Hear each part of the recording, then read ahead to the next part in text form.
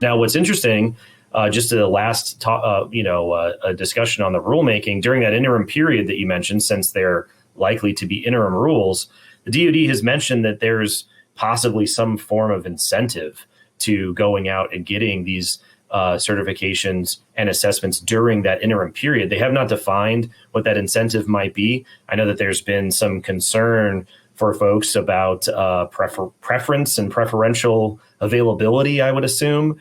But for the folks that have been preparing, the DoD seems to be indicating that they would very much like it if people would do that. I know that everyone was sort of laughing at the language used on the AB town hall last night, but what those incentives look like, or what the limits of those incentives might be, I don't know how aggressive they can be in that space.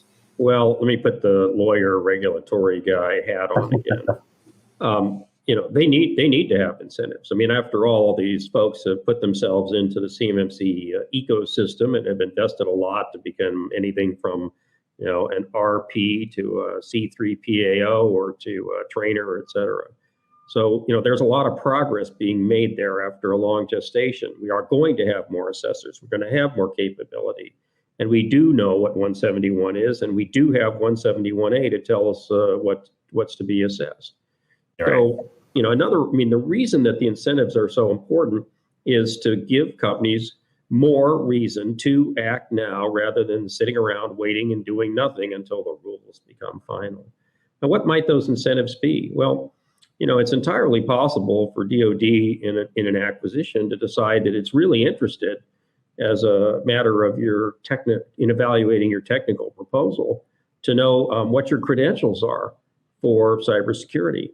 As far back as Ellen Lord being in the job at the Pentagon, DoD had the right to ask you to furnish it, or DoD thought it had the right to ask you to furnish it a system security plan.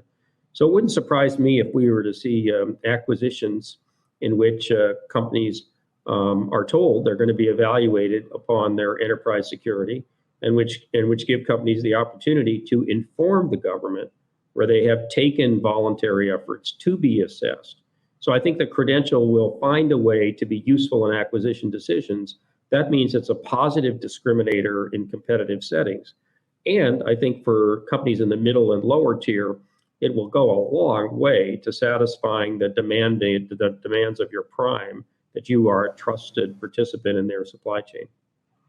Yeah, we've seen this anecdotally in the field, where when folks are able to, provide real assurances, either through their DIBCAC assessments or whatever it happens to be, you have to remember that the folks on the other side who are flowing these controls and requirements down to you, they also are dealing with a headache of trying to figure out the nest of what's going on here. And so we've seen, like I said, anecdotally, when you're able to alleviate their burden, that it has been, pretty beneficial. So I think that there's definitely some behavioral aspects to consider with how those incentives might work. And honestly, on a big picture perspective, the incentives, wasn't that what everybody wanted, as we move on here? Everybody really wanted them to try and incentivize it somehow. I'm surprised that more folks are not celebrating the indication that there will be incentives. But anyway. Let me just jump in for 1 second. So a lot of big companies now use questionnaires, and some intermediaries like Exostar are pretty sophisticated questionnaires. So you get a lot of useful information there.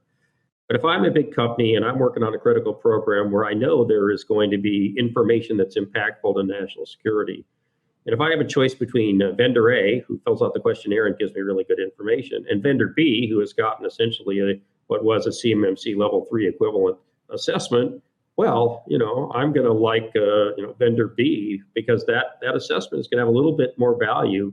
It's better evidence of trustworthiness. Not the only evidence, but it's still better evidence.